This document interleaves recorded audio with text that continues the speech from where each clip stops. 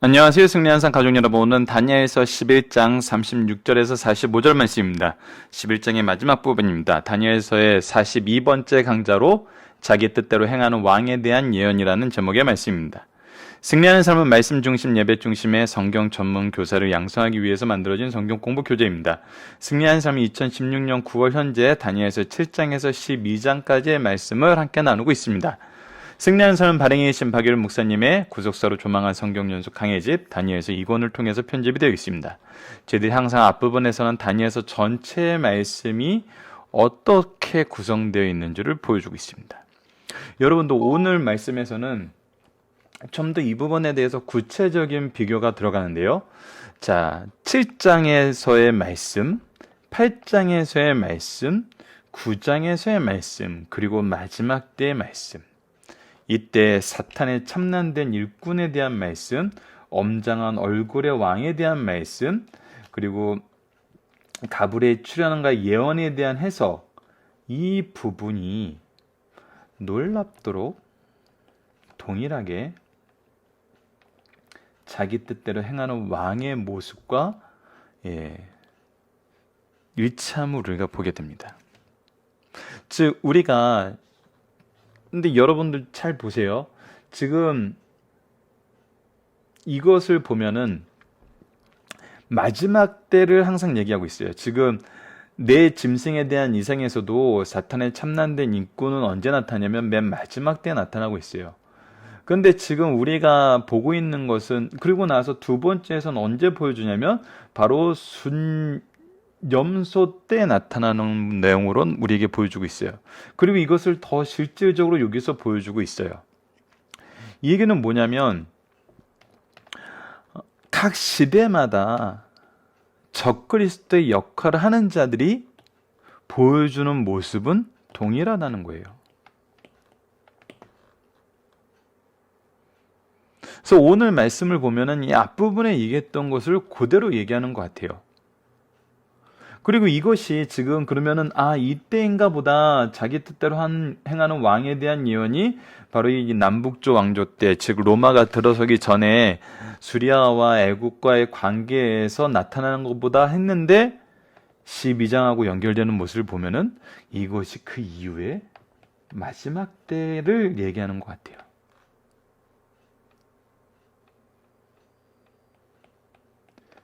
근데 이것은 또 우리가 중간중간에 박유일 목사님의 강해짐 내용을 소개하면서 봤지만 언제 이 내용을 얘기하는 것 같아요? 요한계시록에 기록되어 있는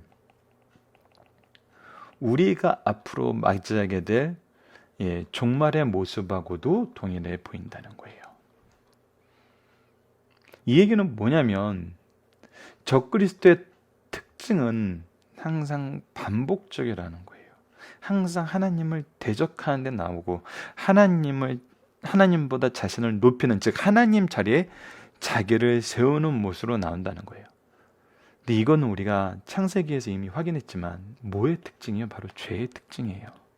사탄이 아담과 하와를 유혹할 때 뭐라고 유혹했어요? 하나님 같이 된다 그랬어요. 하나님 자리에 네가 있을 수 있다 그랬어요. 그리고 네가 좋은 게 하나님한테도 좋은 거야 라는 사상을 심어주면서 유혹을 해요. 마지막 때 적그리스도의 특징은 자기의 좋은 대로 행해요. 자기가 하나님 자리에 들어가요. 이것을 우리가 오늘 본문에서 확인하게 됩니다. 자, 이번 주 말씀은 이제 어제도 지난 주말에도 이렇게 좀 자세하게 봤기 때문에 이 부분에 대한 내용은 동일해요. 우리가 너무 역사적인 내용에 이 퍼즐 맞추기식으로 몰입할 필요도 없고 또 이것을 그렇게 몰입하지 않았다 그래도 않아서 이렇게 단순히 예언적 말씀을 보는 것이 아니라 이것이 얼마나 분명하게 이루어지는 것을 통해서 하나님의 계획하심을 우리가 분명히 봐야 돼요. 그러면 하나님이 계획하심을 우리에게 가르쳐 준 이유는 뭐냐는 거예요. 그러니까 우리는 거기에 포커스를 두는 거거든요. 하나님이 그것을 강조하시기 위해서 이 예언의 말씀을 주거든요. 그거는 12장에서 더욱더 분명하게 나타나요. 때에 대해서 물어봤을 때 하나님께서는 앞에서 얘기한 그 이상의 것을 얘기 안 해요. 다니엘이 앞에서 얘기한 그 이상의 것을 알고 싶어서 물어보는데 얘기를 안 해요. 뭐냐면 우리에게 주고자 하시는 메시지는 충분하다는 거예요. 이 메시지가 무엇에 관한 메시지라는 거예요? 구원에 관한 메시지라는 거예요. 우리가 하나님의 계획을 믿고 의지하여서 승리할 수 있기에는 충분하다는 거예요. 하나님께서 허락해 주신 내용이 이미 충분하다는 거예요. 믿음의 근거가 되고 증거가 된다는 거예요.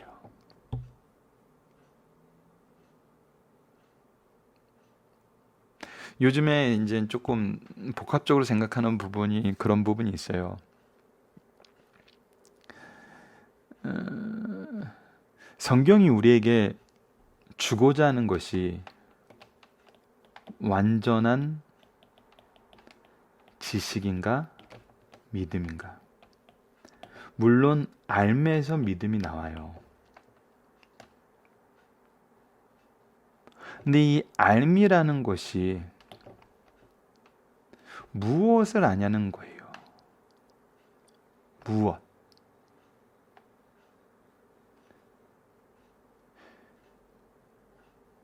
이것이 조금 우리가 이 부분에 대해서 성경은 믿음을 얻기 위해 주신 거예요. 이건 소율의 문답에서 나타나요. 그래서 심지어는 뭐를 설명하냐면 예수 그리스도에 대한 구원을 설명하는데 성경이 그럼에도 불구하고 예수님에 대해서도 완벽하게 가르쳐주지 않는다는 거예요. 대표적인 것이 예수님의 어린 시절이 어땠는지, 예수님이 도대체 뭘 먹고 자랐는지, 누가복음을 통해서 일부분의 적인 것은 알 수 있지만 우리가 알고 싶어하는 모든 것을 가르쳐주지 않아요.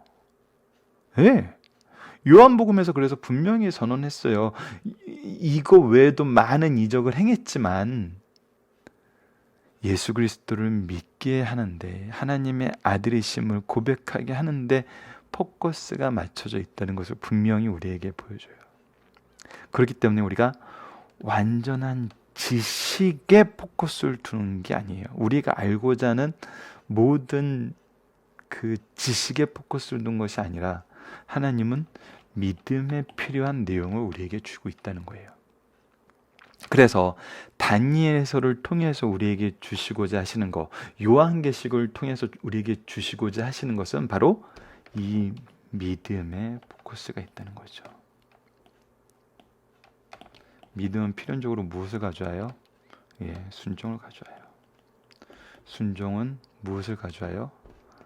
하나님의 일을 하는 구속사의 통로로서의 삶을 가져와요. 예수 그리스도가 이루신 구속이 우리를 통해서 선포가 돼요. 이것은 왕의 대언자로서의 창세기적 사명이 다시 확대 복원된 거죠.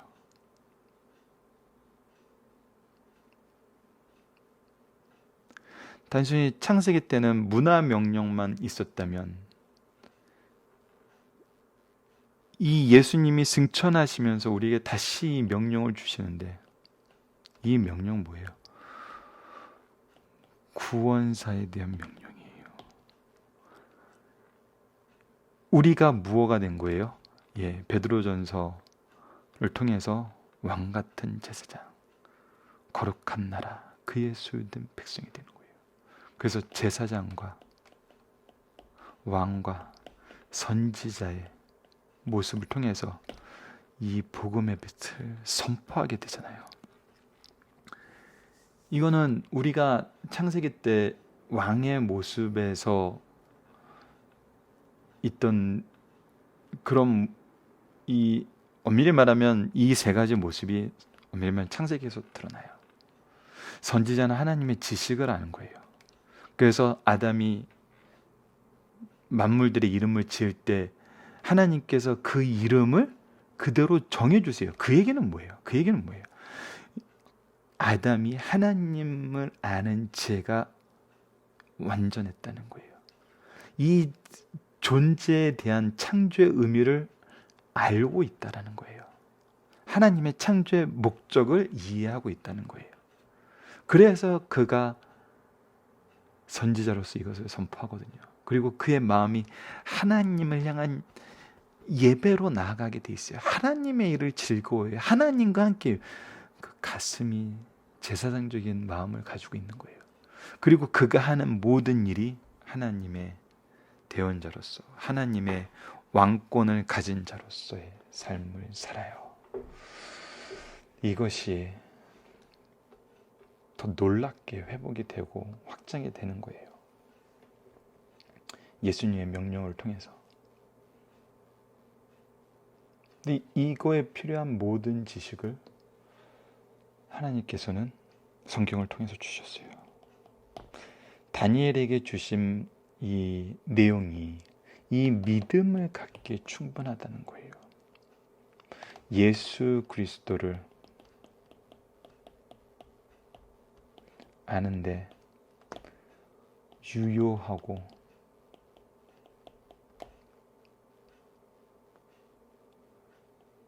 유효하다는 표현, 유효하다는 걸로 끝을 맺기에는 약간 뭔가 허전한데 충분하다는 거죠. 그래서 우리를 구원케 하는 예수님을 바라보게 하는데 충분하다는 거예요.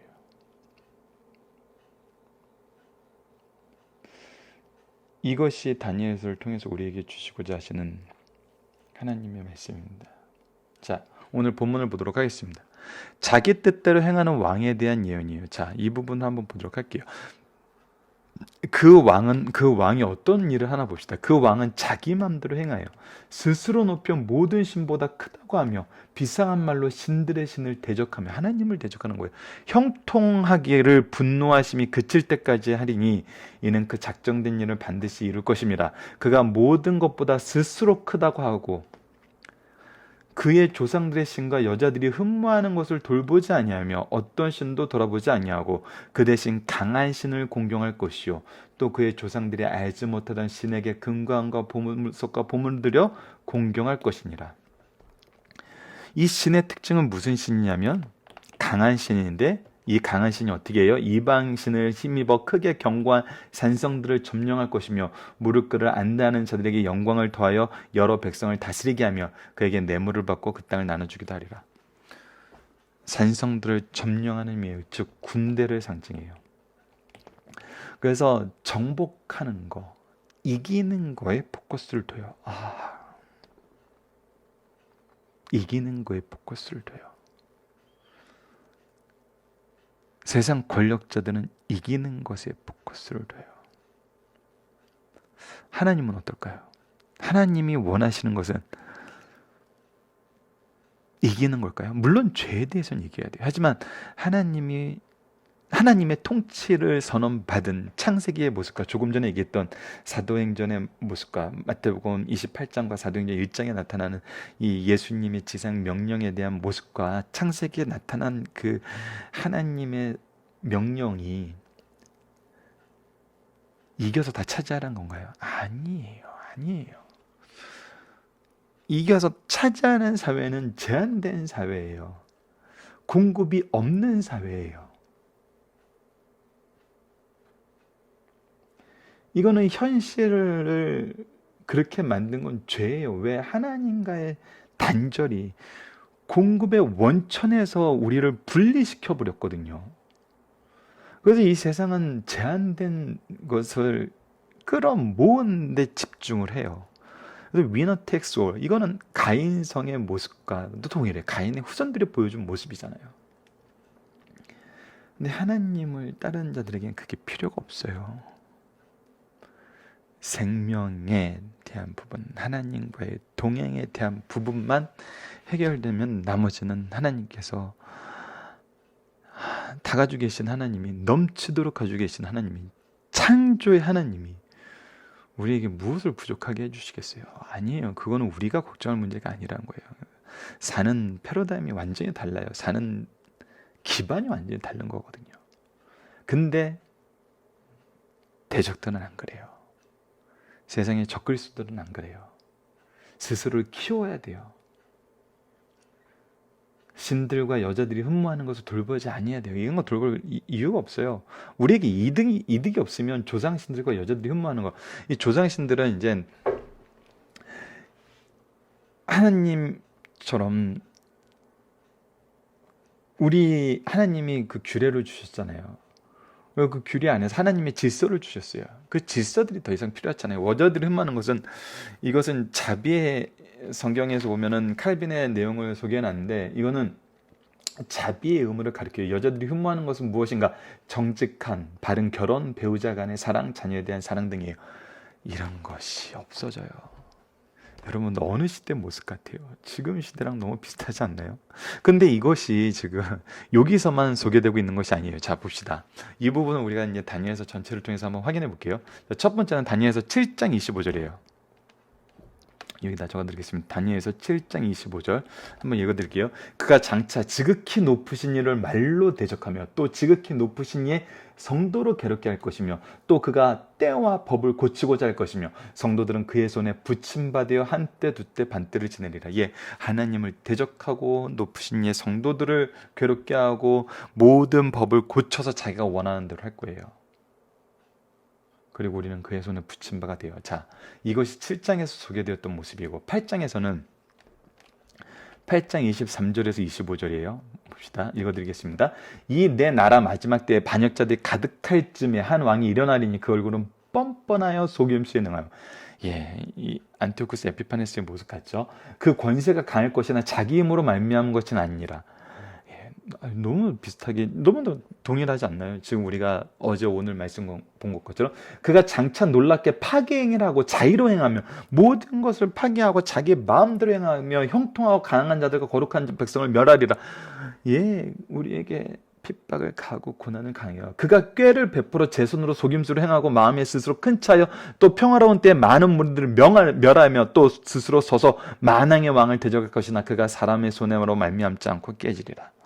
하나님의 심판이 있어요. 자, 이 얘기는 9장에서도 동일하게 또 우리에게 소개되고 있습니다. 9장 26절에 27절이에요. 읽어드리겠습니다. 62일의 후에 기름 부음 받은 자가 끊어져 없어질 것이며 장차 한 왕의 백성이 와서 그 성읍과 그 성소를 무너뜨리려니 그의 마지막은 홍수에 휩쓸린 같을 것이며 또 끝까지 전쟁이 있으니 황폐할 것이 작정되었느니라. 그가 장차 많은 사람들과 더불어 한 이래 동안 언약을 굳게 맺고 그가 그 일의 절반의 제사와 예물을 금지할 것이며 또 포악하여 가증한 것에 날개를 의지하여 설 것이며 또 이미 정한 종말까지 진노가 황폐하게 하는 자에게 쏟아지리라 하였느니라 하시니라. 예. 메시아의 모습은 동일하게 반복이 되고 있어요. 적그리스도의 특징은 여전히 동일해요. 이런 시대의 종말은 언제나 우리들 앞에 놓여요. 그래서 종말에 대한 신앙이 세 가지가 있다고 항상 강조하잖아요. 개인에 대한 종말, 그 시대에 대한 종말, 그리고 완전한 역사의 종말, 예수님의 재림 때 나타나는. 근데 이때 때마다 적그리스도의 역할을 하는 자들이 나와요. 왜? 사탄도 발악을 하는 거거든요. 정해진 때. 그때 우리는 무엇을 보냐는 거예요. 그때 우리는 무엇을 보냐는 거예요. 그것이 중요하거든요. 그래서 이 말씀에 예외적인 사람이 없어요. 지금의 말세의 시대가 아닌 것 같나요? 아니에요. 말세의 시대예요. 말세의 시대의 특징, 지금 여기서 나타나는 특징이 우리 세대에 없나요? 있어요. 모습만 달라요. 여기선 군대였다면 지금 뭐가 하고 있어요? 이런 걸 결정적으로 미디어가 하고 있어요.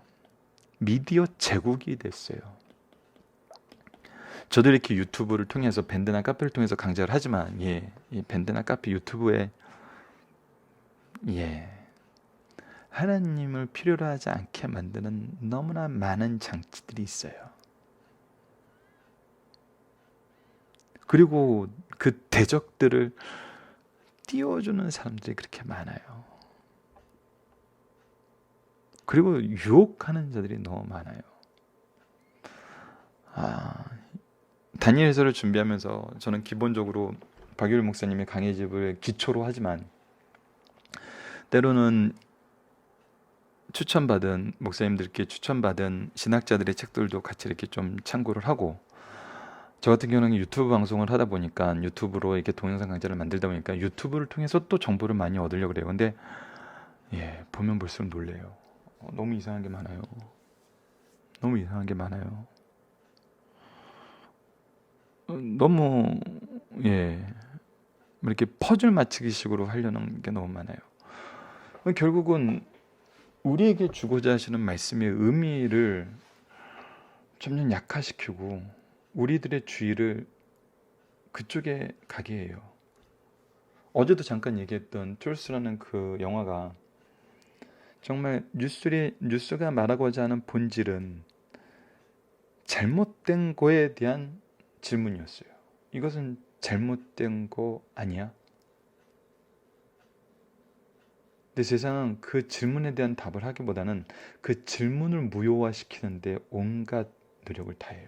그것이 악의 특징이거든요. 왜? 자기들이 드러나지 않는 방향으로 우리를 계속 공격해요. 미국이란 사회가 뭐 언론의 자유가 있고 민주주의의 선진국이라 그러지만 미국 사회에서도 그런 게 있어요.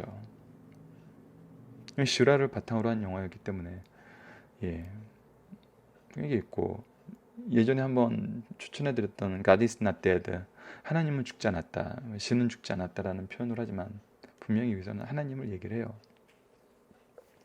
이 영화에서도 하나님을 거부하고자 하는 얼마나 많은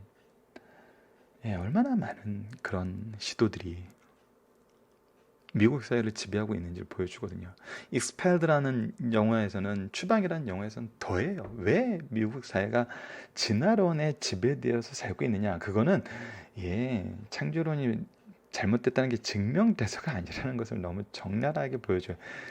학문적인 집단 이기주의와 그들의 바벨탑을, 오늘 좋은 거 하나 배웠는데 바벨탑이라고 하면 안 되는 거예요. 바벨탑에 대한 이미지가 한때 EBS에서도 얘기가 나왔는데, 이 거대한, 뭐 여기 이제 그림을 보여주면 거대한 탑의 형성을 하는데, 이거는 엄밀히 말하면 중세시대 이후에 한 작가에 의해서 소개된 모습이에요.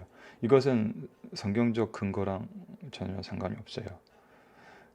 그래서 EBS에서 이 되게 중요한 의미라는 거로 오늘 이제 구약 신학을 통해서 배웠는데, 그 바벨탑의 모습은 지금 바벨론 시대의 신전의 모습과 동일한데 그냥 언덕이에요.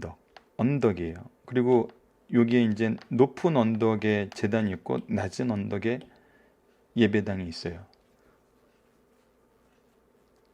이것은 무엇을 의미하냐면, 이게 막 이렇게 하늘에 닿는다는 의미가 정말 하늘 높이 사는 의미라기보다는, 이들이 산의 신을 섬기는 자들이 평야에 모여서 그들의 산의 신을 데리고 오는 거예요. 그래서 그 산의 신의 예배당을 만드는 거거든요. 이방의 신, 이 신을 섬기는 것을 만드는 것이 바로 바벨탑이었어요. 그러니까 우리가 알고 있는 하나님처럼 높아진다는 이런 추상적인 의미가 아니라 하나님 외에 다른 신을 섬기는 적극적인 반대의 의미가 더 강하게 주장되고 있는 거죠. 그래서 저는 EBS 강좌를 보고서 나서는 저렇다면 참 바벨탑의 의미는 무엇일까 했는데, 오늘 이제 교수님을 통해서 이것을 좀 알 수 있게 됐죠. 그래서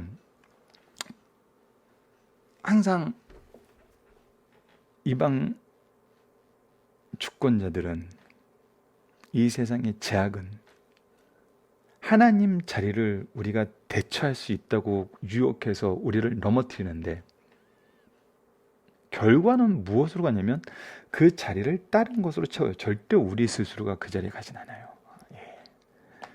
하나님 없는 존재가 그 자리를 유지할 수 있다는 것은 말도 안 돼요. 그거는 창조의 질서 안에서 안 되는 일이에요. 유튜브에서 보면 떨어지는 접시라는 폴링 플라이트라는 동영상이 있어요. 분명하게 나타나요. 현대적인 기구들을 동원해서 이 부분을 굉장히 잘 설명을 해줬어요. 우리는 노트북이고 하나님이 전기 파워예요. 근데 우리가 하나님의 공급함을 끊어버렸어요. 없어도 살 수 있지 않고. 근데 배터리는 점점 다는 거예요. 방법을 찾아요.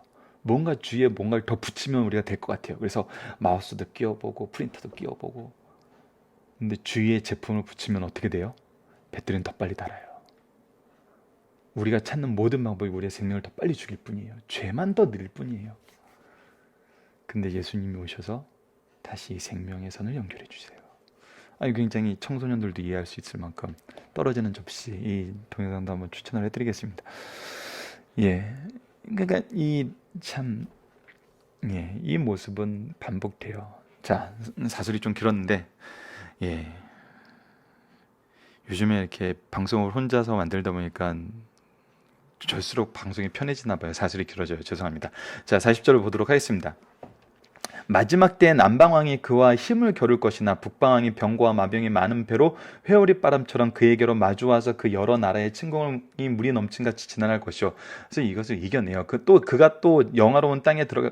근데 또 이겨내고 뭐 하냐면 또 영화로운 땅에 들어가서 많은 나라들을 패망해 할 것이나 오직 에돔과 모압과 암몬 자손과 그 지도자의 손에 벗어나. 여러분 이게 이제 우리 때 보이잖아요. 영화로운 땅에 들어가서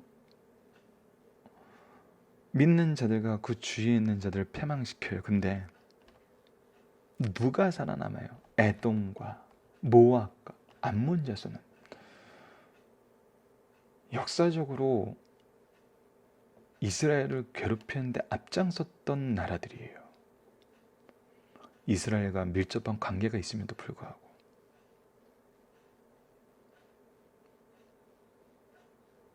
오히려 이스라엘과 가까워서 하나님께로 돌아올 가능성이 있는 민족임에도 불구하고 대표적으로 이스라엘을 핍박하던 족속들이었어요. 오직 마지막 때 세상 주권자들은 누구를 살려주고 누구를 죽여요? 하나님을 따르는 자들은 핍박하고 죽이지만 우리를 핍박하는 자들은 살려줘요. 그가 여러 나라에 그의 손을 펴리니 애굽 땅도 면하지 못할 것이니 결국은 강한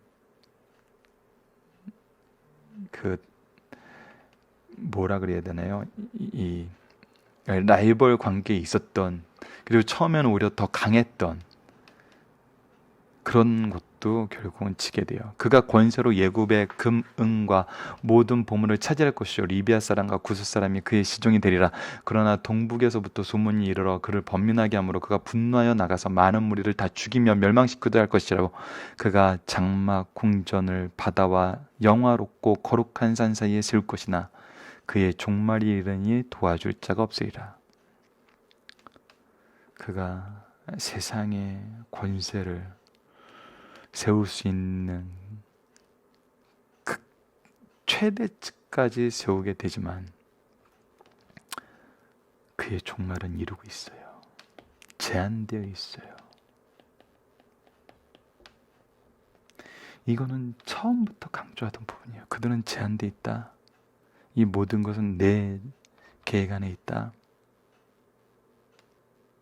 하나님께서는 계속 얘기해요.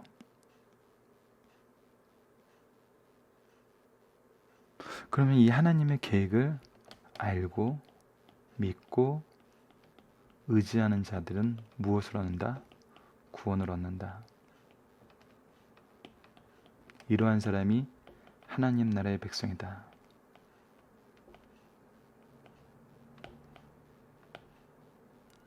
이것을 어떻게 한다? 너희들이 확인하게 된다. 이 말씀은 우리도 확인하게 돼 있어요.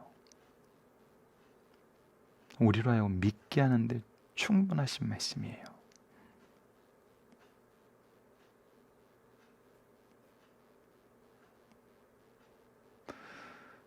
이것을 이제 내일부터 시작하는 12장 말씀을 통해서는 말세의 모습과 이제 연결을 하고 예수 그리스도를 아는 지식과 연결을 하게 됩니다.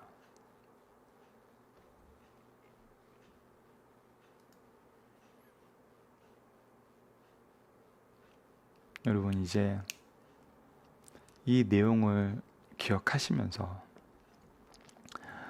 우리의 삶을 다시 한번 말씀과 하나로 만들 필요가 있는 것 같아요. 우리가 관심을 가지고 우리가 우선순위를 두고 살았던 것은 무엇이었나요?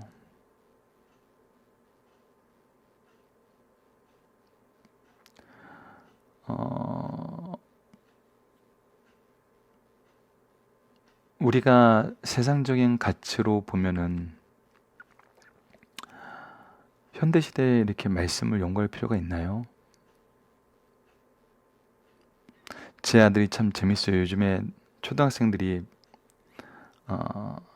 지난 주일날 SBS에서 방영된 스페셜에서도 잠깐 나왔는데 제목이 기억이 안 나네요. 잠깐 이렇게 간단하게 경험을 한 거라 요즘에 아이들이 TV를 잘 안 본대요. TV 대신 뭘 더 많이 보냐면 유튜브 채널을 더 많이 봐요. 왜?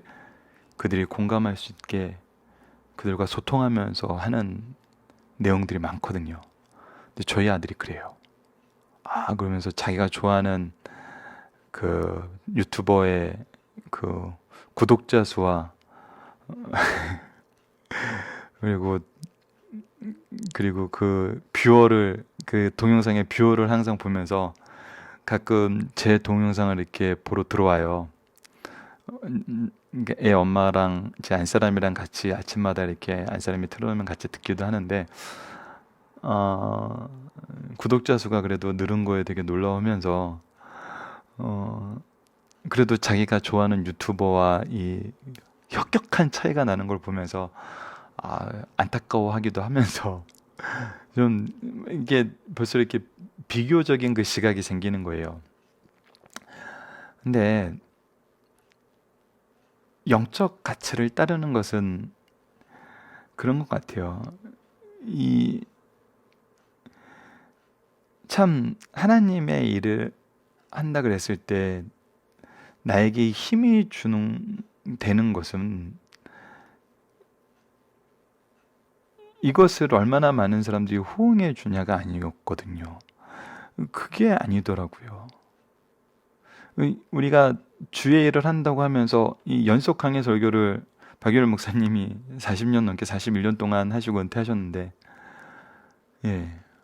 저는 그 교회에서 태어나서 떠날 때까지 정말 오랫동안 같이 있던 분들도 이 설교에 대해서 비난하고 그런 거 하는 경우를 많이 봤거든요. 재미없다는 거거든요. 누가 요즘 이 시대에 이런 걸 하냐는 거예요. 지금 저희 승리하는 삶이 지금 그래도 보시는 분들이 계속적으로 지속되고 있지만 심지어는 이런 걸 왜 만드냐고 얘기하시는 분도 있어요. 요즘에 누가 이런 걸 보냐는 거예요. 이걸 누가 필요로 하는 거예요. 교회가 이런 거를 자꾸 얘기를 하니까 교회가 부흥이 안 된다는 거예요. 다른 거 해야 된다는 거예요. 세상 사람들이 좋아하는 거 해야 된다는 거예요. 그런데 놀라운 것은 하나님이 한 번도 박유열 목사님 심무하는 강성교회에 영적인 분깃을 줄인 적이 없다는 거예요. 그거에 대한 41년간의 기록은 제 인생의 기록과 동일하게 이루어지면서 저는 그걸 확인하면서 컸어요. 이 얘기는 뭐냐면 하나님이 정해준 분깃은 항상 공급되어 왔다는 거예요. 왜? 이 일이 하나님께서 기뻐하시는 일인 것을 이거를 통해서 우리로 하여금 확신하게 하거든요. 말세 때 우리가 무엇을 보면서 하나님의 인도하심을 확인하느냐는 성경적인 기준이 되어야 돼요. 우리가 세상에서 잘 살아요? 우리가 항상 악한 사람들한테 이겨요? 우리 자녀들이 무엇을 해도 잘 돼요? 과연 성경에서 얘기하는 기준이 이거냐는 거예요. 아니에요. 정결해지고 끝까지 견디고 하나님의 인도하심과 보호하심을 확인하면서 오히려 놀라워요. 현대사회에 이런 설교를 하는데도 교회가 성장을 해요? 아니, 제 개인적인 얘기를 하면은, 아니, 이런 방송을 하면서 돼요? 돼요. 저도 부하겐 살지 못하지만 저주받은 세대라고 항상 얘기를 듣던 학년이거든요. 우리가 학력고사 마지막 세대로 우리가 재수하면은 수능을 해야 됐었어요. 동생들은 수능을 준비하면서 컸는데 우리는 학력고사 준비하면서 컸거든요. 수능을 1년 새 해야 돼요. 재수하는 애들은 오히려 불리한 애들이 돼버렸어요. 원래 재수하는 사람들이 좀 더 유리하거든요. 제가 졸업할 때쯤에 IMF 시기였어요. IMF에 직격탄을 맞았죠. 취업이 안 돼요. 제 주위에 있는 사람들은 너희들이 태어났을 때 뭔가 큰일이 있었던 것 같대요. 너희들은 성격도 안 좋고 희한한 애들이래요. 세상적으로도 힘든 시기고. 제 교회를 아직 안 다니는 제 학교 친구가 2, 3년 만에 가끔 만나는데 그 얘기를 해요. 너는 참 이상하더래요.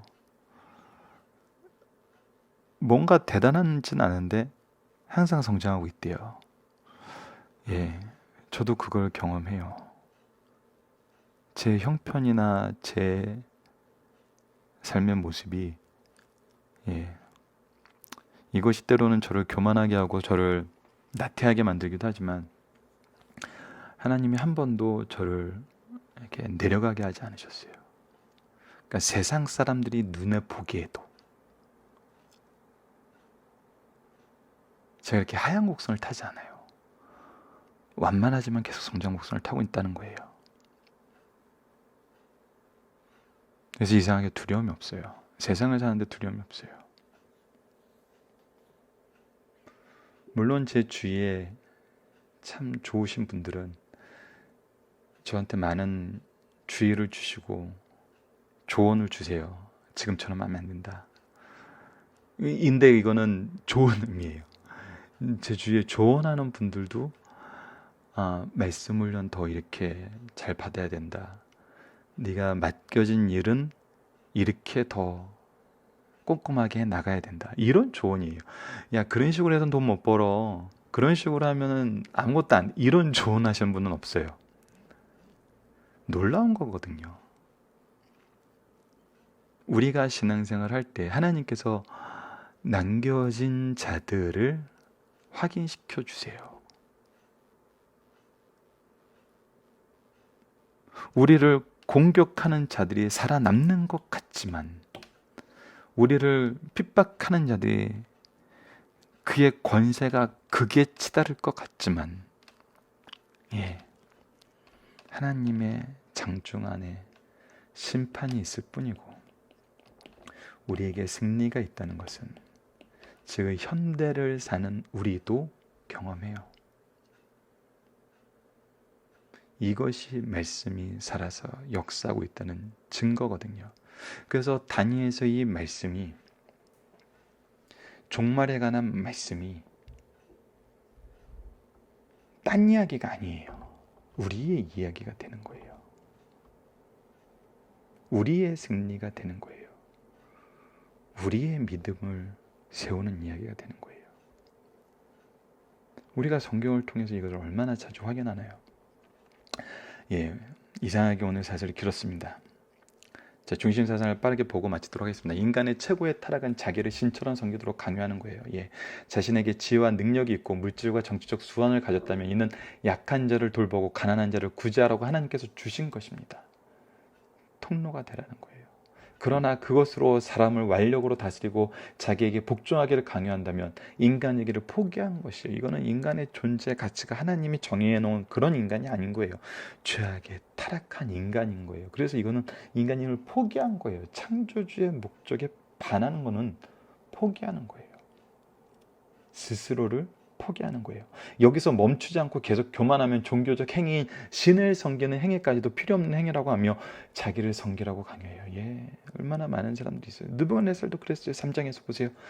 야, 너희들을 구원해 줄 수 있겠냐? 너희가 믿는 하나님이? 그분이 능력이 있어도 지금은 안 돼. 왜? 내가 강하거든. 이것은 최고의 타락이요 최악의 범죄예요. 이런 사람은 선을 행하는데 무지하고 무능하나 악을 행하는 데는 상승을 초하게 유능하고 지혜로워요. 그 대표적인 사람이 안티오쿠스 에피파네스예요. 여러분, 안티오쿠스 에피파네스에 대해 설명하면서 이 설명을 이해할 만한 배경 지식을 우리가 1장에서부터 6장까지 배웠다는 게 너무 놀라우지 않나요? 하나님의 말씀이 이렇게 우리에게 풍성한 이해를 주시기 위해서 정말 이렇게 하나님의 지혜로 적혔다는 게 너무 놀랍지 않나요? 2번입니다. 악한 자들은 힘의 정의요 전쟁이 정의를 실현하는 걸 봐요. 사람은 자신의 한계를 알고 하나님의 피조물임을 고백하며 하나님의 뜻을 따라 살려고 노력해야 해요. 그러나 사탄의 조정을 받는 자들은 힘, 돈, 권력, 지식을 정의로 알고 인간의 존엄, 문화, 신앙 등은 안중에도 두지 않아요. 그들은 무자비하게 정복하고 견고한 산성을 확보하고 군사력을 증강하려고 해요. 그 대표적인 인물이 안티오쿠스 에피파네스예요. 그러나 힘을 선하게 사용하지 못한 자는 하나님께서 쓰시는 진노의 막대이고 자신도 남에게 행한 대로 보응받으며 반드시 망하게 된다는 거예요. 여러분, 제가 가끔 미디어에 대한 얘기를 하는데 지금 미디어가 권력이거든요. 근데 제가 미디어에서 하나님을 얘기 못하게 하는 경우를 너무나 자주 접해요. 라디오 방송에서, TV 방송에서 믿는 자들이 인터뷰를 나오고 믿는 자들이 인기를 얻어서 나오면은 그들에게 계속 주의를 주는 것이 뭐 그거예요. 하나님 얘기하지 마라. 하나님 얘기하지 마라. 하나님 얘기하지 마라. 은혜라고 얘기하지 말라. 종교적인 얘기는 절대 하지 마라. 그것이 God is not dead에서도 나타나는 거예요. 기도하자는 얘기를 하면은 안 돼요. 법상으로. 종교를 강요하는 게 되거든요. 아이 참. 우리 자녀들이 살아야 될 시대가 앞으로 그런 세대입니다. 이런 자녀들에게 하나님의 약속을 가르치지 않으면 유혹에 빠질 수밖에 없어요. 세 번째입니다. 역사의 시작이 있으면 끝도 있다. 성경은 역사의 끝날을 예고하고 있다. 성도는 어떤 역사적 상황 속에서도 말씀에 따라 기도하면서 승리의 삶을 살아야 합니다. 개인도, 악한 정권도, 인류 역사도 반드시 끝나고 그날엔 영생과 영벌이 있다는 거예요. 바로 이것이 종말에 대한 세 가지 관점이에요. 개인도, 시대도, 인류 역사도. 자, 여러분, 살펴보기 정답은 카페를 통해서 확인해 주시고요. 오늘 적용하기는 말세에 나타날 적그리스도의 모습과 그로 인해 사회적 변화는 우리에게 어떤 영향을 주며 이때 우리가 이길 수 있는 방법은 무엇인가? 이것을 바로 종말론적인 신앙이라 그래요.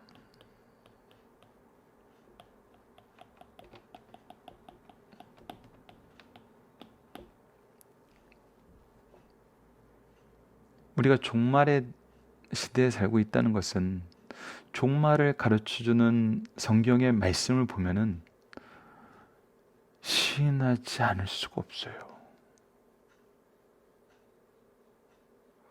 그래서 종말론적인 신앙은 굉장히 중요해요. 근데 현대 사회가 종말론적 신앙을 얘기하지 못하는 이유를 한국 사회, 현대 사회라고 얘기하는 것이 이제 다른 나라의 경우는 제가 알지 못하니까 한국 사회가 종말론적 신앙을 얘기하지 못하는 건 두 가지예요. 첫 번째는 너무 축복 위주의 신앙만 했어요. 이게 우리가 살기 너무 힘들 때는 종말론적인 신앙을 굉장히 많이 가르쳤어요. 그래서 이 시대를 우리가 보지 말고 하나님이 우리에게 약속하신 그 새하늘과 새 땅을 사모하면서 살아야 된다 해서 견뎠어요. 그러면서 계속 축복만 선언해버린 거예요. 그러다 보니까 이 종말론적인 신앙이 축복 신앙으로 이렇게 합치되면서 이상하게 방향성을 성경과 다른 쪽으로 가버린 거예요. 그래서 보니까 어려움이 사라진 축복의 시대가 되니까 종말론적인 신앙이 필요 없어져 버린 거예요. 의미를 잃어버린 거예요.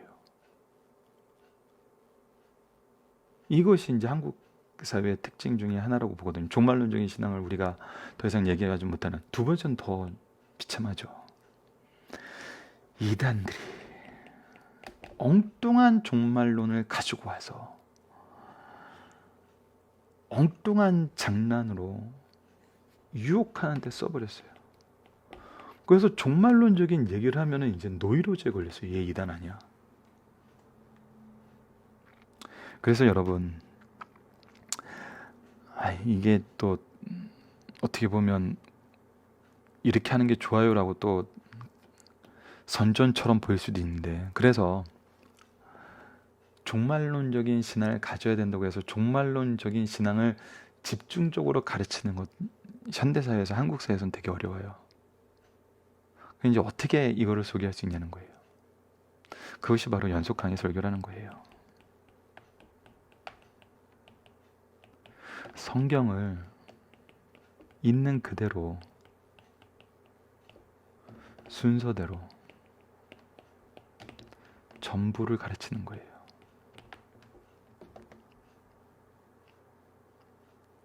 우리의 생각이 아니라 하나님의 인도하심, 하나님이 우리를 인도하시는 그 파도에 따라서 자연스럽게 이 신앙을 바르게 우리가 형성할 수 있어요. 그것이 승리하는 삶이 만들어진 이유거든요. 일주일에 하루 가서 듣는 것도 부족하니까 이 말씀을 복습하면서 일주일 동안 살자. 그래서 만들어진 거거든요. 그래서 우리가 이길 수 있는 방법은 말씀에 기초한 바른 신앙밖에 없어요.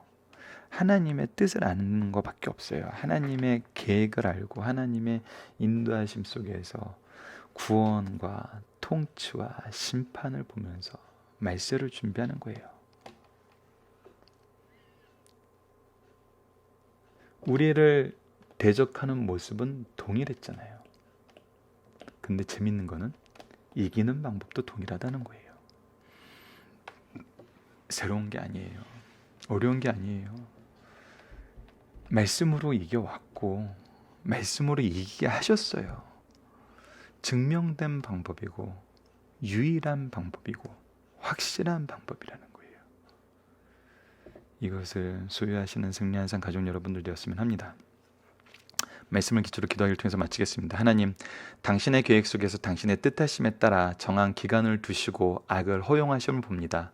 우리에게 성경이 없었다면 이러한 환난 가운데 흔들리고 연약하여 배역했을 우리지만 하나님이 사랑하셔서 미리 가르쳐 주시고 믿음의 선조들을 통해서 경험하게 하시고 역사를 통해서 증언하게 하셔서 우리로 믿고 이기게 하심을 감사합니다. 이 놀라운 역사가 나를 위한 하나님의 일하심임을 깨닫게 하심을 감사합니다. 영원한 찬양과 영광을 주님께 돌립니다. 예수님 이름으로 기도드립니다. 아멘.